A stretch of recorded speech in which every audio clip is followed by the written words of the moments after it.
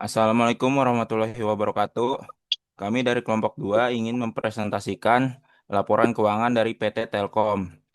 Yang pertama-tama perkenalkan, nama saya Muhammad Iqbal, NIM saya 25101115104 dan peran saya sebagai investor. Nah, dilanjutkan oleh Nuha, Kadiku Nuha.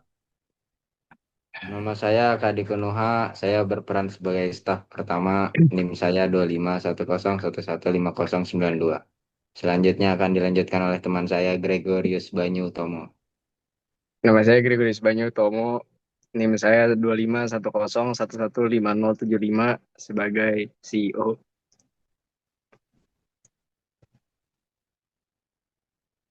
Lanjut. Perkenalkan, nama saya Diva Rizkia Ramadhani dengan NIM 2510115066. Di sini saya berperan sebagai staf 2.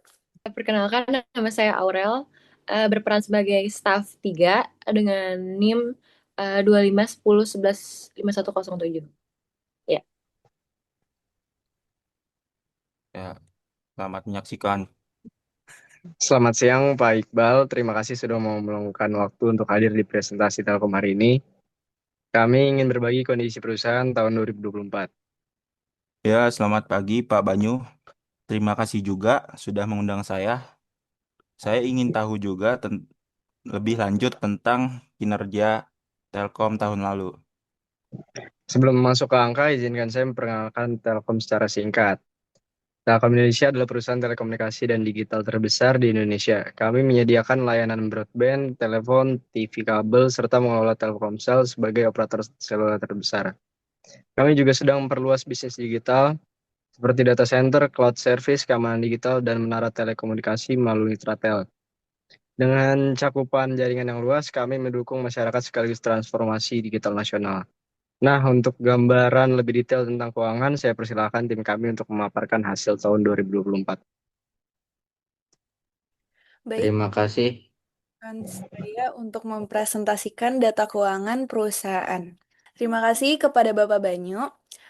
Bapak Iqbal, posisi keuangan Telkom per akhir 2024 itu adalah total asetnya sebanyak 299,7 triliun, di mana ini naik dari 287 triliun dari tahun sebelumnya. Pada kas dan setara kas itu meningkat ke 33,9 triliun. Kewajibannya stabil di 137,2 triliun. Sehingga ekuitas perusahaan tumbuh menjadi 162,5 triliun. Ini menunjukkan struktur modal Telkom semakin kuat. Jadi meskipun ada utang, nilainya lebih jauh dari asetnya ya. Betul sekali, Bapak Iqbal. Rasio utang terhadap aset aman sehingga resiko keuangan rendah. Selanjutnya dari hasil usaha, pendapatan konsolidasi di tahun 2024 sebesar 149,9 triliun rupiah. Laba usaha 43 triliun rupiah, sedikit turun dari 44,3 triliun rupiah tahun 2023. Laba bersih konsolidasian 30,7 triliun rupiah dengan 23,6 triliun rupiah diatribusikan ke pemilik Telkom. Meskipun ada tekanan biaya operasional, margin laba tetap terjaga. Oh, jadi secara profitabilitas masih sangat baik ya, Pak? Benar, Pak, Telkom tetap membukukan laba bersih yang besar.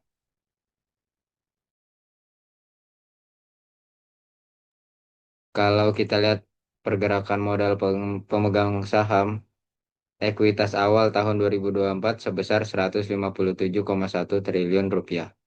Ditambah laba tahun berjalan 30,7 triliun rupiah. Dikurangi dividen yang dibagikan adalah 17,7 triliun rupiah, maka ekuitas akhir tahun menjadi 162,5 triliun rupiah. Yang artinya meskipun perusahaan tetap membagikan dividen besar, modal masih bisa bertumbuh.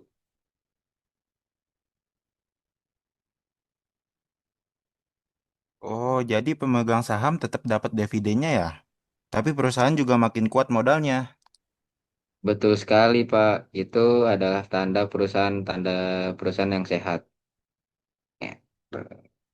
Dari sisi arus kas, kegiatan operasi menghasilkan kas bersih sebesar 61,6 triliun rupiah, itu naik dari 60,5 triliun rupiah. Untuk sebagiannya itu digunakan untuk investasi sebesar 29,5 triliun rupiah di infrastruktur dan data center. Perusahaan juga membayar dividen dan kewajiban pendanaan. Nah, akhirnya posisi kas meningkat menjadi 33,9 triliun rupiah dari 29 triliun di tahun 2023. Jadi keuntungan Telkom nyata, bukan hanya angka di laporan, tetapi benar-benar ada kas yang masuk. Hmm, bagus, bagus. Berarti Telkom bisa mendanai pertumbuhan dari hasil operasionalnya sendiri. Iya, Pak, betul sekali.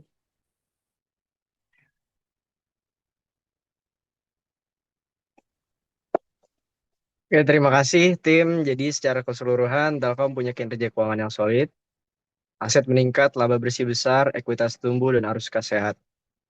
Tahun 2024, kami fokus investasi pada data center, layanan digital, dan memperkuat Telkomsel dengan 5G. Mitratel juga berkembang dengan lebih banyak menara telekomunikasi. Strategi kami jelas, menjadi digital telco kelas dunia dengan modal kuat, kami yakin siap menghadapi persaingan.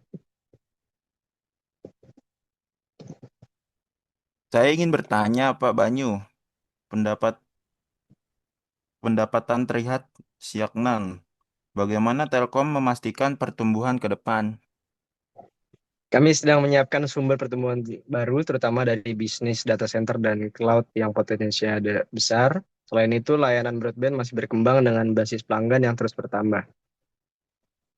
Terus, bagaimana dengan risiko persaingan di broadband dan seluler? Kami memiliki jaringan fiber optik terluas dan Telkomsel sebagai market leader di seluler.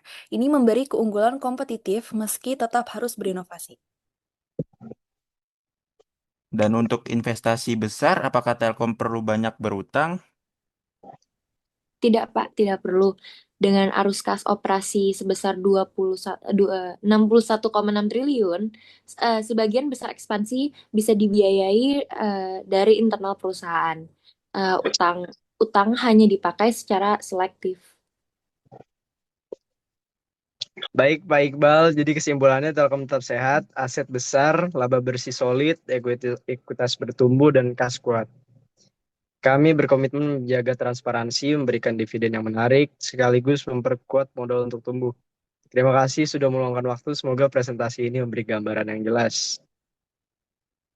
Oh, terima kasih ya buat Pak Banyu dan timnya untuk mempresentasikan yang sangat jelas. Saya jadi lebih yakin dengan prospek Telkom ke depannya.